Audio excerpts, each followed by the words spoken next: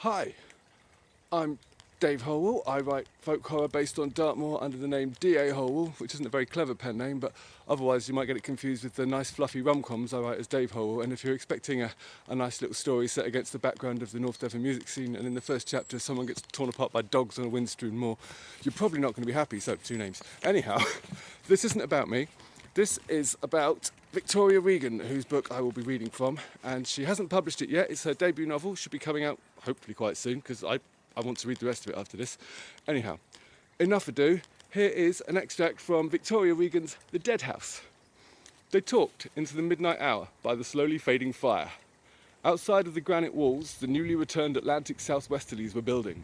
Had Jacob ventured out into the dark night, he would have tasted the tang of the distant sea on the breeze.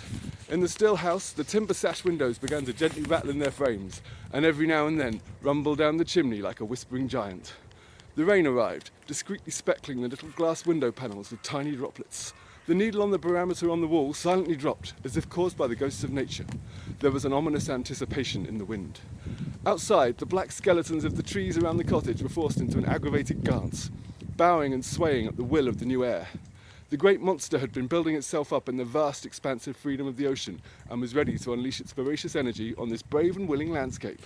And there, alone on the wild and ravaged moor, stood the lonely cottage, cocooning 2 young strangers who had unwillingly met by chance and who now lay in their separate beds, 2 floors apart, listening to the swelling storm with anticipation. He couldn't sleep that night, nor could Nancy.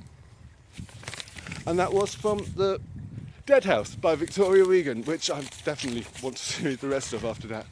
Thank you very much. This has been me from a little bit of not actually Dartmoor, but it looks like it, doesn't it? On a normal day, you won't be able to see the lovely peaks of Dartmoor behind me over there.